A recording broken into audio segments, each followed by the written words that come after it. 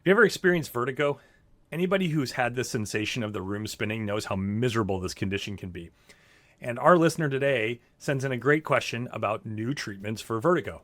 Hi, Doc. I am curious to know if there are any new treatments or preventive measures that those of us who are afflicted with vertigo can do to protect ourselves. It can be so debilitating, and I know it's very common, but it seems as if the only solution is the Epley maneuver, which can also trigger a vertigo attack.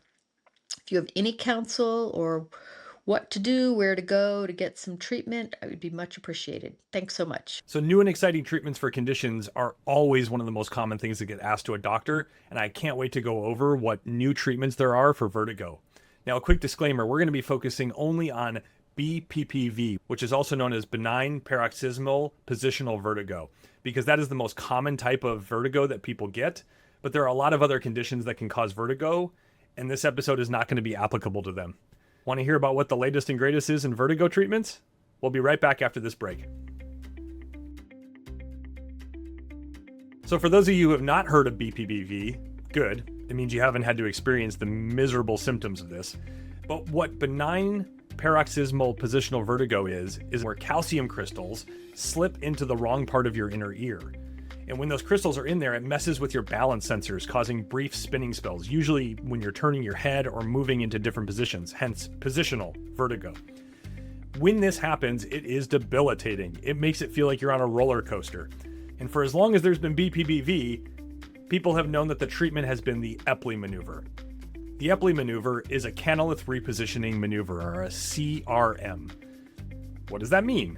Well, we're trying to take those calcium crystals that ended up in the wrong location and move them back to the right location. And so this involves a series of head turns while lying on your back, and you're rolling from side to side to guide the crystals out of the semicircular canal. This is often done with a provider. There are physical therapists who do this, there's physicians and chiropractors, but it's actually something that can be learned, and people who have frequent BPPV know how to do this on their own. And the cool thing about the Epley maneuver is it has a very high success rate. Up to 95% of the time, when done correctly, this helps. And when it's not working, most of the time it's because the maneuver is not being done correctly. So when you talk about new, exciting treatments for BPPV, it's hard to find something better than 95% success, and therefore there's just not a lot of research in this area. But that would be a boring episode. So we're going to talk about some more things. There's another CRM where we're trying to take those crystals and move them out, called the Semont maneuver. Now, this maneuver is similar to the Epley maneuver, but it has a quick side-to-side motion where you sit upright, turn your head, then rapidly fall to one side then the other. It's actually pretty dramatic looking. But anybody who's had water stuck in their ear, and this happens to me all the time, and you rapidly try to get that water out of your head, it has the similar type of mechanism to that, where we're trying to stimulate a quick motion of crystals in fluid and get it to move. The nice thing about the Semont maneuver is instead of having to turn side to side with your head, you're staying mostly still with your neck. And so for those who have neck or shoulder issues, this can be a much better option. Both of these maneuvers are simple physical movements. They don't require medications. There's no machines, and they can be done on your own. That's why physicians love them, and that's why we continue to prescribe them. I also want to shout out one additional maneuver called the Gans repositioning maneuver. This combines head turns with gentle rolling while lying on your back and is easier for elderly people or people who have spinal issues. Evidence shows it works just as well as the Epley and the Semont. And again, it's kind of a hybrid of all the same thing, adjusting for the person that you're doing it to. For those who are not seeing relief from these and are doing them correctly, there's something called vestibular rehab exercises. And really all that means is that you're seeing a physical therapist who's going to work on your vestibular balance system through specific maneuvers. We use this a lot in concussion management or specific people who have neuromuscular diseases like multiple sclerosis to try to make sure that their balance improves with inner ear training. Now, the thing you should understand about vestibular rehab exercises for BPPV is that they have much slower progress, but they're good for long-term improvements. The specific exercises here are called the Brandt-Daroff exercises. And to briefly describe what these are, you sit upright, you quickly lie on your side, wait for the dizziness to pass, then return and switch sides. It's kind of like the other maneuvers, except you're trying to almost adapt to the dizziness. This is done several times a day over weeks. And in the same way we tried desensitization with like allergy shots, Maybe by exposing you to this dizziness over and over and over again for short periods of time, your body starts to become more accustomed and therefore less sensitive to it. Now, it wouldn't be a doctor podcast if we didn't talk about medications, right? In this situation, medications are not first line and really have not been shown to help, and we don't really prescribe a lot of meds for this. They just don't fix anything. Now, granted, they can be decent band-aids if you're miserable, and certainly if somebody is having enough vertigo where they can't sleep or they're vomiting and it's not pretty. We can use things like antihistamines or benzodiazepines like meclizine or Valium, and this may reduce dizziness, but again, doesn't get to the root issue. Most guidelines for BPPV recommend against medications. So these are being used only as a rescue, and the reminder, benzodiazepines can be incredibly addictive, and we don't want to give these out or use them on a regular basis for almost any condition, let alone vertigo.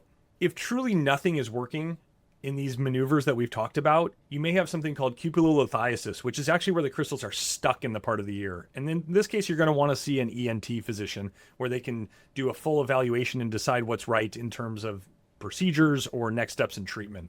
So unfortunately, there's not a lot of great new treatments in BPPV because of the success that already exists. But there are some cupulolithiasis specific techniques that have been developed. So if you're somebody who really has been trying everything, it's not getting better, you could try what's called a head shaking maneuver, which is a rapid side-to-side head oscillation with chin tuck done for about 15 seconds.